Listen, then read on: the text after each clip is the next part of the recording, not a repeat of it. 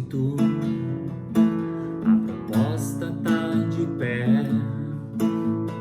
De propósito, esse mundo tá de ré. A propósito, palavra pouca pra quem é um depósito de promessas, propostas, profissas. Desesperadamente, quando a gente inteligente sente falta de ar, propositalmente dou as costas, cubro o rosto, não querendo olhar. Pra todo mal tem o bem, pra todo bem tem quem vem. Pra todo mal tem o bem, pra todo bem tem quem vem. Pra todo mal tem o bem, pra todo bem tem quem vem. Pra todo mal tem o bem, pra todo bem tem quem vem.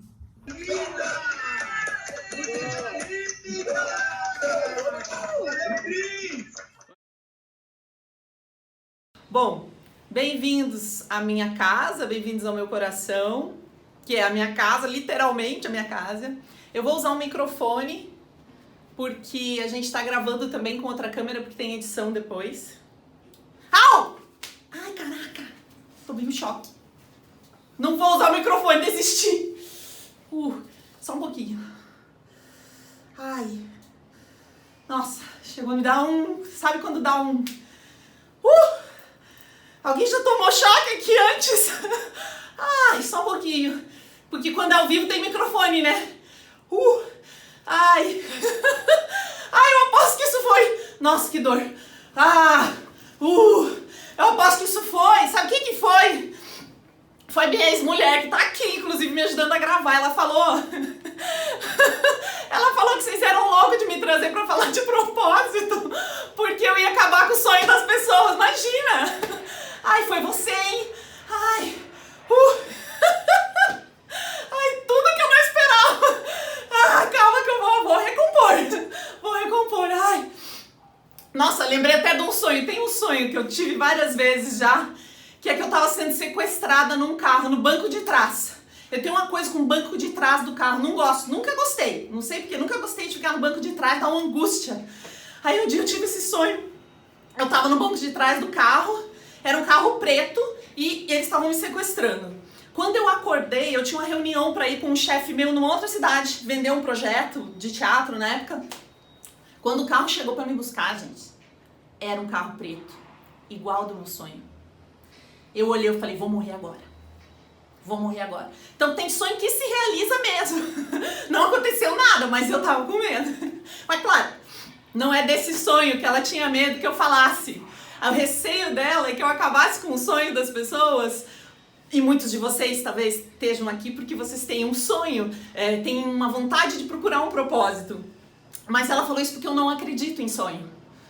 E eu sei que muita gente está duvidando.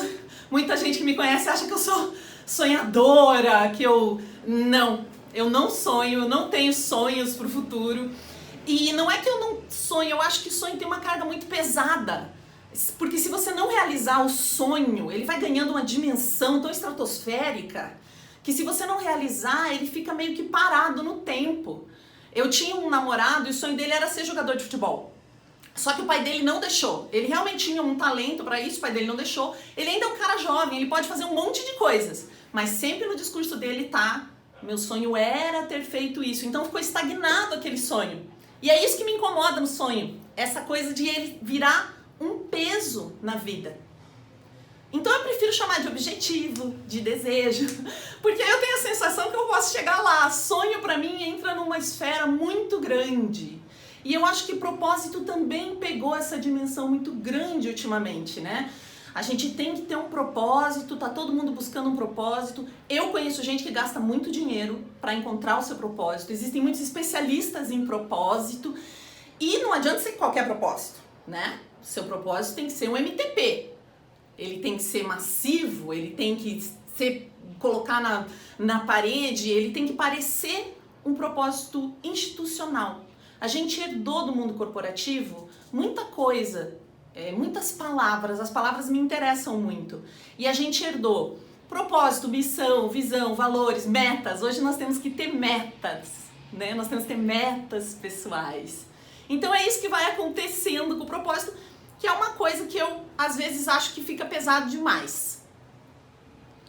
Mas mesmo essa visão de propósito relacionada ao trabalho, ela não precisa ser tão pesada. Às vezes tem umas visões mais holísticas, né? Que é onde as minhas necessidades encontram as necessidades do mundo. Tem uma coisa bonitinha que eu até anotei aqui, que é o Ikigai. Se vocês nunca viram, ele é bem bonitinho para você procurar o seu propósito, porque ele fala para você juntar paixão, missão, profissão e vocação.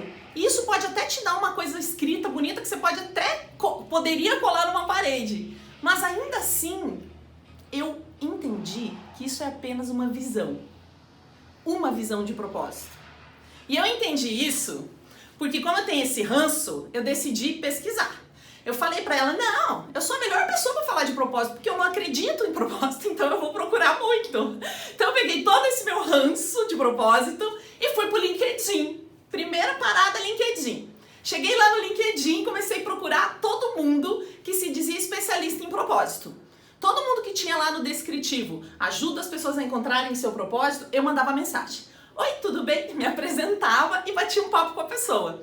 E encontrei pessoas maravilhosas, todas muito disponíveis a me ajudar nessa busca. E uma das primeiras pessoas que eu encontrei foi um papo muito bom com essa pessoa.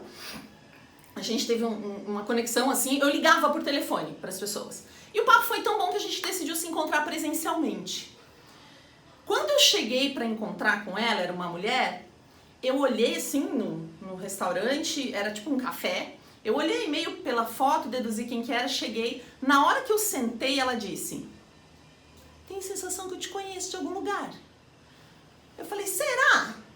Ela falou, você não fez um vídeo sobre abuso sexual, alguma coisa assim, que tinha essa temática de mulheres? Falei, ah, sim, deve ter sido vídeo pro canal do Drauzio Varela, porque isso já aconteceu na minha vida, então eu falo sobre isso, tenho projetos voluntariamente nesse sentido e tal. Ela falou, ah, qual que é seu dia? Eu falei, meu dia? Qual que é a sua data de nascimento? Dei minha data de nascimento, ela falou, porque isso deve estar no seu mapa. Eu falei, oi? O que tá no meu mapa?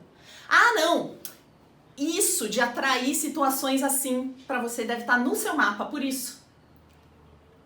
Eu fiquei um pouquinho chocada e eu disse, eu acho um pouco violento você dizer pra uma vítima de abuso sexual que a responsabilidade disso é o mapa, que tava tipo escrito no destino que ela ia viver isso. Ela falou, não, mas é porque é assim mesmo. Então ela nem ouviu o que eu disse, ela falou, não, é assim, é exatamente assim. E eu também tenho isso no meu mapa, nunca aconteceu comigo, mas tá no meu mapa. A primeira vez que eu fui fazer um mapa astral, hoje já estudo há muito tempo astrologia, faz uns 30 anos. A primeira vez que eu fiz um mapa astral, a pessoa que fez o mapa olhou pra mim e falou, você tem isso no mapa, então você precisa se cuidar pra não correr nenhum risco, né? E eu me cuidei e não corri nenhum risco. Aí eu fiquei um pouco pensativa e eu disse, tá, então quase 50% das mulheres brasileiras tem isso no mapa, porque todo mundo, quase 50% sofre disso? Ah, eu não tenho acesso a esses dados. Falei, mas eu pesquiso isso, eu tenho acesso a esses dados. Aí eu peguei e disse, olha, vamos fazer assim, vamos mudar de assunto? Você queria me apresentar uma coisa, né? Me conta o que é o seu projeto, porque, sinceramente, se eu fosse conversar com uma astróloga e ela dissesse pra mim que a responsabilidade do meu abuso sexual tá escrito no meu mapa, é o meu mapa, já dizia isso pra mim, que eu tinha que me cuidar, eu ia fazer um escrutínio público dessa pessoa. E queridos, querida audiência do Creative Mornings, todos vocês que estão aí nos quadradinhos, esse foi o meu escrutínio público dessa pessoa. E eu só guardei isso até hoje, porque o meu ascendente é escorpião, né? Então, tá no meu mapa.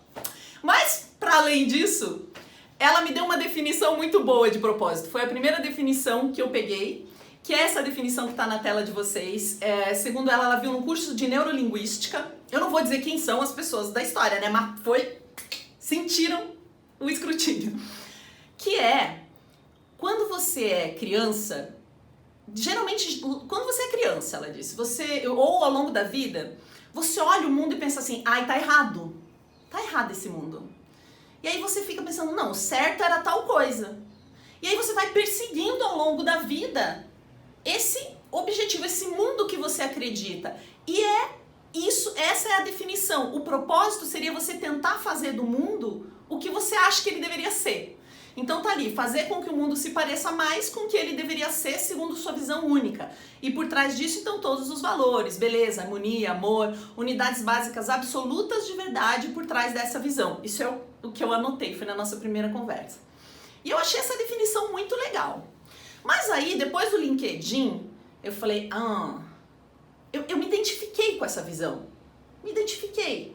Porque realmente eu criei um grupo de apoio a vítimas de violência sexual, porque eu não admito viver num mundo onde uma mulher é violentada a cada 11 minutos. Eu acho um absurdo, porque a gente chega na Lua, a gente desenvolve tecnologias incríveis e continua violando o corpo das pessoas. É um absurdo. Essa ira me move a querer um mundo diferente. Então eu acreditei nessa visão. E tinha lá a minha outra visão, que era o meu ranço. Eu falei, nossa, só pode ser que eu tô errada. Mesmo assim, nenhuma visão dessas pode estar certa. Eu vou procurar um pouco mais. E aí eu fui para os livros e comecei a ler. Propósito, encontre o trabalho da sua vida. Um monte, tinha a Lu, minha ex, me emprestou livro. Meus amigos me emprestaram livro. Lá fui eu procurar na internet. Muitas leituras interessantes. Só que tinha uma coisa assim que eu pensava, que na prática a teoria é outra geralmente, né? Uma coisa é a gente ler, outra coisa é o que a pessoa entendeu da leitura. Então lá vou eu, fiz um formulário e disparei para os amigos. E como é que eu disparei esse formulário? Sempre com 2 perguntas, que eram as mesmas que eu fazia no LinkedIn. Tudo, eu sempre persegui 2 perguntas. O que é propósito e como você descobriu o seu propósito? Que é a pergunta que a gente fez para vocês aí no início, que vocês refletiram um pouquinho. Eu perguntava para todo mundo isso. Nesse formulário vieram respostas muito incríveis, né? Vieram perguntas também. E eu até quero agradecer todos vocês que me mandaram essas respostas. Eu me sentia sentadinha com cada um, tendo uma conversa muito íntima, porque as pessoas realmente se abriram para me dar essas respostas. Foi muito, muito legal. Eu vou citar algumas coisas que elas me responderam, mas não vou colocar o nome da pessoa. Primeiro porque nem todo mundo se identificou e outra pode ser que eles já tenham mudado de ideia. Então eu vou usar aqui algumas frases que vocês me mandaram. O que eu fiz diante de todas essas respostas? Eu compilei 5 definições. Em todas as respostas que eu recebi, foram mais de 50, eu compilei 5 definições que são possíveis. Agrupando, não é uma pesquisa científica, é o que eu percebi dessa pesquisa e eu quero dividir com vocês. Primeira definição, vamos colocar na tela para vocês verem. Primeira definição é quem associa o propósito com uma intuição. Então, o que tem ali? Eu até coloquei uma nuvem de palavras que são as palavras que vinham junto nessas frases e uma frase de exemplo, né? Essa frase é um senso, uma voz interna que me aponta caminhos. Uma frase bem emblemática. E as palavras são voz interna, sentido, caminho, direcionamento interno, né? Uma outra frase bacana que apareceu, ele é um conceito, um direcionamento interno, uma motivação profunda. Algo que me faz sentir que a vida tem um sentido. Então é como uma intuição. É algo que você não pega com a mão. Tem muita gente que associa propósito com intuição. Vai vendo aí com o que você associa o seu. Segunda coisa com a qual as pessoas associam propósito, segunda definição, é o propósito enquanto identidade. O que é a identidade? É algo que fundamenta você. É uma coisa assim que dá o teu ser único é guiado por isso. Elas associam propósito com uma identidade pessoal. E aí eu tenho ali, ó, pra mim, propósito é uma causa que você sente que vale a pena lutar, que faz sentido para sua vida e para suas vivências. Outra frase que apareceu é o sentimento de pertencimento a uma causa ou ideia. É o fim do sentimento de inadequação, o qual eu senti por muitos anos. Então linka com pertencimento, com legado, com fazer a diferença, que é uma coisa bem comum, que aparece muito também. É um valor enquanto ser humano mesmo. Então isso é quem associa com identidade. Eu me identifiquei com o da intuição anterior e também me identifiquei com esse, porque no fim das contas eu tenho algumas causas, não apenas uma. Depois a gente tem quem se identifica, quem define o propósito como indefinível. Por quê? Porque ele só é vivenciado na prática. Acho que tem a ver um pouco com o que o Cris falou, né, que fez a nossa música, que ele entende o propósito como um passinho. Ele tá aqui, Cris, você tá aqui no pessoal que não gosta de definir o propósito, que acha que ele é muito indefinível, porque ele é vivenciado no cotidiano. E aí você tem impacto, você tem o presente na frase das pessoas. Aí tem uma emblemática que é: então é isso, eu não tenho um statement do meu propósito, mas também não sinto falta dele, porque ele acaba ficando muito concreto no meu dia a dia. Essas pessoas identificam como indefinível, com a prática diária. A penúltima é a missão. Essa é muito comum. Eu identifico ele como uma missão de vida. Olha aí na frase. É a grande obra que viemos concretizar. É a razão da nossa existência. Para essas pessoas que identificam o propósito como missão, ele é transcendente. Ele transcende essa vida. Ele tem a ver com sagrado. Ele tem a ver com vocação. Viu como tá o seu propósito aquilo? Tem a ver com vocação. Muitas pessoas citam religião, muitas vezes elas dizem até que é algo que você decide antes de encarnar. Para quem tem essa crença da reencarnação, seria algo que você decide em outra esfera, em outra dimensão e vem realizar aqui. E a frase tá ali, né? Como uma missão de vida, a grande obra que viemos concretizar, a razão da nossa existência. É o que eu vim fazer no mundo, nessa vida, é uma coisa muito, muito profunda que ultrapassa você como ser humano. E a última definição é um alinhamento do interno com o externo. Muitas pessoas trouxeram isso. Esse alinhamento entre cérebro e coração, sentir que eu tô no momento certo, na hora certa, que eu tô fazendo as coisas e elas se encaixam no mundo. Uma das frases que eu grifei aqui em resumo, é quando eu consigo alinhar bem o meu microcosmo com o macrocosmo, e aí vem um insight de como isso poderia se transformar numa oferta de valor para a sociedade. Então é uma sensação de que está encaixado o que eu penso dentro de mim com o que está fora de mim. Talvez seja o seu caso aí, não sei, vai me contando. Para além disso, tem coisas que eu não perguntei, mas que apareceram nessa pesquisa. Insights que as pessoas trouxeram. Um deles é que muda toda hora. Muita gente falou disso. E muda de acordo com a fase da vida, se você teve filho ou não. Muda, pode mudar por vários motivos. Aqui tem um emblemático que eu achei. Diria que descobri meu propósito ao ter filhos. Foi tão transformador continuar a cadeia que ali eu entendi porquê da minha existência. E toda vez que eu perco o meu propósito, como eu falei que ele muda muito, eu lembro que independentemente do que eu fizer, o meu legado está vivendo através deles. Então tem todos aqueles conceitos de legado, também de uma coisa que vem, né, uma existência concretizada, mas tem essa mudança. Eu achei muito bonita essa coisa com o filho. Tem mais um insight que me trouxeram, que é ele como chato, inacessível e uma cobrança social. Que é um pouco como eu me identificava também, né? O propósito como uma coisa tão grandiosa que ficou entre o que você quer fazer e realmente fazer aquilo. É como se você não pudesse realizar algo porque você não achou o tal do propósito. E a frase é: essa coisa do propósito virou moda em algum momento, como se tudo na vida fosse se resolver se eu encontrasse o meu propósito. E eu vi muita gente pé da vida sofrendo por não conseguir encontrá-lo ou defini-lo. Quase como se fossem pessoas erradas ou broken, né, ou quebradas porque não tinham propósito. Isso foi outro insight. O último, isso até me lembra esse insight, essa frase aqui, que foi uma outra coach de carreira que me deu, porque, gente, existem muitos profissionais. Eu dei um exemplo lá na frente, que até me trouxe uma coisa boa, apesar de eu achar que faltou bastante empatia. E tem uma outra pessoa que eu admiro muito, que trabalha como coach. Eu fui entrevistar ela sobre o que é propósito, como você descobriu o seu propósito. Ela falou: olha, Sheilyn, muita gente me contrata para descobrir o propósito. E aí eu olho bem para a pessoa e falo: pula essa parte, seu propósito é ajudar as pessoas. É ajudar as pessoas, tá? Eu já te dou o seu propósito. Vamos para a próxima página? Porque quando você está integrado com tudo, se sentindo bem, você vai querer ajudar o outro. E até nessa linha que a gente fez aqui antes de começar a palestra, na discussão que eu estava acompanhando, eu vi essa frase aparecer mais de uma vez. Meu propósito é ajudar as pessoas.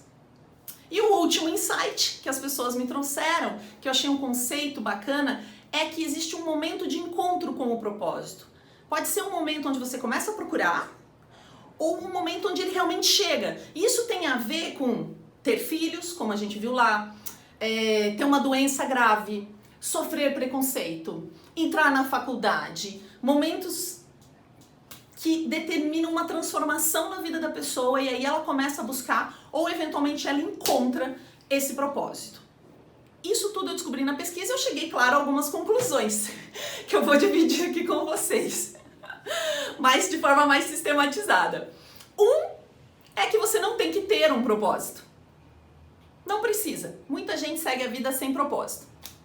2, é que você pode ter vários propósitos, um montão mesmo, não tem problema. Você pode ter uma coleção de propósitos. 3, eles mudam quantas vezes você quiser, inclusive de uma hora para outra, é um negócio incontrolável. O propósito não é necessariamente uma coisa fixa. Claro que para algumas pessoas que determinaram que elas vinham fazer até em outra vida, quando você acredita nisso, ele é um pouco mais estático no sentido de que vem de lá. Mas não precisa ser assim. Tem outras alternativas. Se você não tem um propósito, você pode emprestar de alguém, né? Você pode emprestar um propósito legal de uma pessoa, trabalhar no sonho dela que tá tudo certo. Você não precisa ter o seu. Isso é uma libertação. Mas você precisa ter valores. O que eu vejo muito? A pessoa diz assim, tô infeliz no meu trabalho. É falta de propósito. Será? Às vezes o seu chefe é babaca. Às vezes a empresa trata as pessoas como cadeiras e não como seres humanos. Às vezes você está morando muito longe do seu trabalho. Você gosta desse trabalho, mas você não tem uma condição que você gostaria, né? Não é o ideal. Ou você não gosta mais. Você queria muito, muito, muito essa oportunidade e quando ela chegou, ela não era o que você imaginava. Ou até ela é exatamente o que você imaginava, mas aí você mudou. Sua vida mudou. E isso não tem a ver com propósitos, tem a ver com valores, especialmente com respeito próprio, especialmente com coragem, né? Coragem de tomar as decisões que precisa, coragem de enfrentar isso, de discutir. Então, não é sobre valores, tem a ver com respeito mútuo, tem a ver com ética. Então, a gente confunde muito propósito com outros aspectos da nossa vida. Aí, no fim das contas, eu me perguntei, tenho propósito ou não? Qual que é o meu? Não fiquei passeando por aí pra não chegar em nenhuma conclusão pessoal, né? Falei, vamos lá. E comecei a lembrar que eu sempre fui muito metida nas coisas, assim. No Grêmio Estudantil, se tinha passeata eu ia, se tinha que falar com o prefeito não sei o que lá na minha cidade em Pato Branco eu ia, se tinha que resolver eu ia, eu sempre fui essa pessoa metida, uma criança metida, enfiada em tudo que é projeto e uma adolescente igual. E aí a minha mãe até me disse uma vez, Sheili, se você continuar assim você vai acabar morrendo como aquela freira que morreu na Amazônia, que era uma ativista de direitos humanos que foi morta, foi assassinada porque ela protegia causas indígenas. Então eu lembro da minha mãe dizendo isso pra mim, falando, você vai acabar morrendo, e eu não vi problema nenhum nisso. Falei, tudo bem, porque qual é o motivo da vida se não é uma causa nobre? Quer morte mais correta do que morrer por algo muito importante pra todo mundo? Onde é que tá? Não tava vendo problema na frase da minha mãe. Só que aí o tempo foi passando, eu era essa pessoa destemida, sem medo de morrer, e o meu primeiro casamento terminou. Quando o meu primeiro casamento terminou, eu fiquei um pouco... eu tomei uma chifrada, foi uma coisa bem... foi bem difícil pra mim, mas eu fui pra terapia. Pela primeira vez eu fui fazer terapia de verdade, pra entender o que eu levava pro meu casamento. E isso já vai fazer sentido na cabeça de vocês. O que eu levava pro meu casamento que tinha a ver comigo? Eu sentia que tinha algo que eu levei. Por mais que a coisa tivesse acontecido, a minha revelia, não era o que eu queria, eu sabia que tinha algo que eu estava levando junto comigo. Eu não sabia o que era, gente. Mas que estragava meus relacionamentos. Falei, tá comigo alguma coisa, tem alguma coisa. E eu cheguei assim lá na terapia, gente, tem alguma coisa que eu tô levando pros relacionamentos e tá estragando eles. Eu quero bons relacionamentos pra mim. Então fui fazer um processo imersivo de terapia, cheguei lá, eu ficava com 2 terapeutas, alguns dias, tipo um negócio profundo mesmo. E lá nesse casulo que eles chamam, né, eu ficava isolada com esse acompanhamento terapêutico, tem uma sensação que eu sempre tive de que algo tinha acontecido comigo na infância. Que eu tinha tido alguma coisa em relação à sexualidade, que eu tinha sofrido algum abuso. Mas eu nunca tive uma certeza. Mas eu achava, se eu sentia isso em alguns momentos de intimidade, em alguns relacionamentos, eu tinha essa sensação às vezes. Ali eu fiz um processo bem imersivo nessas memórias e eu consegui lembrar. Eu lembrei que com 5 anos de idade eu fui abusada sexualmente. Eu fui estuprada por uma pessoa. E foi a primeira vez que eu pude realmente reconhecer tudo isso, porque o cérebro da gente, ele apaga essas coisas para você conseguir viver, né? Porque é uma morte. O grupo que eu coordeno chama As Incríveis Mulheres que Vão Morrer 2 vezes, porque a gente considera que o estupro é uma morte. Nada do que aconteceu antes vai ser como antes. Você precisa restartar. Pela primeira vez eu fui acolhida nesse meu sentimento de dor tremenda que eu tive ali. Mas o mais importante nem foi esse momento, isso foi fundamental para mim, porque aí eu consegui ter toda a memória e ter exatamente certeza dos fatos que aconteceram. Mas no dia seguinte, eu estava lá ainda nesse processo, eu consegui voltar toda a memória. E aí eu lembrei da coisa mais importante. Eu lembrei que quando essa pessoa que abusou de mim me levou para o local onde ela abusou, ela me levou dentro de um carro, no banco de trás, deitada, com um cobertor em cima de mim. Então, a partir daí, o que eu lembrei? Que eu tinha medo de morrer. Qual era o meu sentimento nessa hora? Eu tava com muito medo de morrer, porque a minha vida era muito importante. Quando eu era criança, eu sabia que a minha vida tinha um valor em si. Eu não precisava ter uma causa para lutar. Foi isso que eu entendi, que a minha vida importava, que eu tinha medo de perder essa vida, porque ela era muito valorosa. Então, a partir daí, eu comecei a ter medo de um monte de coisa, porque eu colei o meu medo lá na infância como se ele não existisse. O destemor tinha um nome, chamava Sheili. Ali eu comecei a ter medo até de barulho de noite, que eu tava morando sozinha, tinha me separado, tinha barulho, eu já tinha medo. Eu tive que lidar com esse medo que eu tinha ignorado, que é o medo de perder essa preciosidade que é a minha vida. E foi aí que eu entendi que eu não precisava de uma causa. Eu já era causa suficiente, já era coisa para lutar suficiente. Eu não precisava dar valor. É como se eu esperasse até então uma autorização para morrer. Eu precisava ter algo muito importante para poder morrer, porque eu não tinha feito nada. Tipo assim, preciso realizar alguma coisa para morrer logo. E aí eu entendi que não. Eu me comprometi com a vida e com os meus sentimentos, com a beleza da vida. E aí eu entendi que eu tenho esse valor, né? Que eu tenho esse valor, que pra mim viver é o propósito. A vida em si é o propósito, eu não tenho um outro propósito. Eu, Sheili, descobri isso, né? Nessa busca de entender qual é o meu propósito. Viver é o meu propósito. Brilhar com a vida é o meu propósito. Foi a partir daí que eu floresci. E não quer dizer que eu não possa ter uma causa. Tanto que eu tenho o grupo de apoio, mas não é o meu propósito. Muita gente acha que é o meu propósito porque eu falo disso, porque eu vou na TV falar disso, mas não é o meu propósito. Do mesmo jeito que pesquisar inovação e comunicação e tá aqui com vocês falando que é uma coisa que eu amo, não é o meu propósito. Ou fazer um podcast há 4 anos, levando histórias de mulheres para o mundo inteiro, dando voz a ela, não é meu propósito. Porque eu não preciso ter um propósito. Eu não preciso ter isso como propósito. O que a gente quer, eu sinto, a maioria das pessoas falam muito de pertencimento. Quando a gente fala de pertencimento, vocês podem estar falando assim, Sheili, calma, vamos dar uma pausa. Sheili, então eu tenho que fazer toda essa saga para descobrir meu propósito? Vou ter que passar por tudo isso, vou ter que fazer uma terapia, o que eu vou fazer? Não precisa, porque eu sou muito fofa. Eu vou dar uma dica pra você, eu vou dar uma bússola que tem dentro de você, que vai ajudar você a encontrar, descobrir, revelar o seu propósito, que é o seu sentimento. A sensação, o sentir é o próprio tecido da vida. E você se conectar com o seu sentir vai te levar para onde você precisa. Lembra que eu sentia que tinha uma coisa errada nos relacionamentos que eu precisava resolver? Eu sentia que tinha um negócio torto. Eu sentia medo de entrar num carro porque eu ia sentar no banco de trás e eu tinha medo de ser sequestrada. Foi sempre o meu sentir que me levou. E para você chegar no pertencimento, porque o propósito ele vai trazer pertencimento, a maioria das pessoas quer isso. Então você pode partir do seu sentir para chegar no pertencimento. Qual que é o caminho que eu quero propor para vocês? É uma possibilidade. De tudo isso tem essa possibilidade que funciona para mim, eu acredito que pode funcionar para vocês também.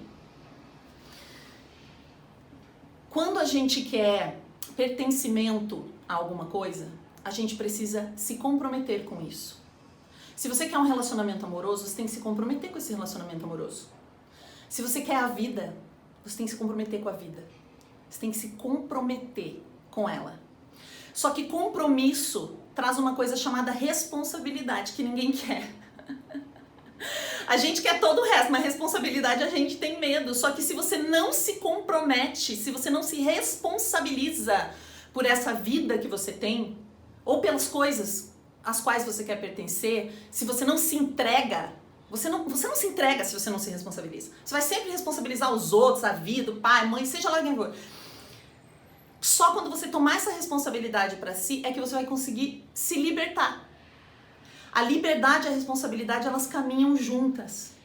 Todo mundo quer a liberdade, mas ninguém quer se responsabilizar. Ninguém não, mas muita gente não quer a responsabilidade que isso traz. É como quando você é autônomo. É muito mais difícil você ser autônomo do que você trabalhar para alguém, porque você precisa ter uma responsabilidade com você, com horários, com disciplina. É muito mais complexo. Então a gente precisa se responsabilizar, se comprometer, escolher um pertencimento para aí sim chegar na liberdade, ter o nosso propósito revelado ou atuante, ou as pessoas vão olhar para você e vão dizer, tem propósito ali, vai ser até reconhecido pelos outros, não importa exatamente o quê. E é importante também dizer que nem tudo tem um propósito. O meu estupro não teve um propósito, não foi para eu sair mais forte e tal. Se eu não tivesse que lidar com isso, eu ia ser mais incrível ainda. Já sou uma pessoa maravilhosa, mas ia ser mais maravilhosa ainda. Isso é papo furado de que tudo tá escrito e que eu tinha que passar por isso. Não teve um propósito. Do mesmo jeito que o choque no microfone no início não teve um propósito. Eu só queria começar com vocês sentindo algo junto comigo. Pra fechar aqui no sentir. Porque é o sentir mesmo, às vezes é uma sensação física, a gente pode pensar, é um sentimento, mas é sentir, o nosso corpo fala com a gente o tempo inteiro, o nosso sentimento tá aqui, ele tá nos guiando. Nem tudo tem propósito, a gente não precisa saber o propósito para seguir em frente, a gente não precisa saber a origem necessariamente para poder fazer as coisas que a gente precisa fazer. Então vamos juntos. Além da sua vida, da nossa vida, nada tem uma razão. É tudo bastante imprevisível. A gente pode buscar as razões que a gente quiser. Mas essa é a minha razão, o meu propósito, é onde está o meu pertencimento. Quando eu reconheço essa potência de vida, quando eu me comprometo com a vida mesmo que eu tenho, com essa possibilidade que eu vivo, eu consigo reconhecer isso em todas as pessoas.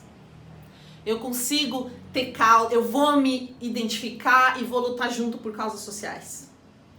Ah, mas que vida é essa, Sheili? Não sei, é a vida que vier. Se todos os projetos acabarem, se o coronga bater na nossa porta e a gente ficar trancado dentro de casa, não tem problema. Porque nada disso nos constitui enquanto ser humano. A vida em si vai nos tornar humanos. E o sentir é a bússola. É isso.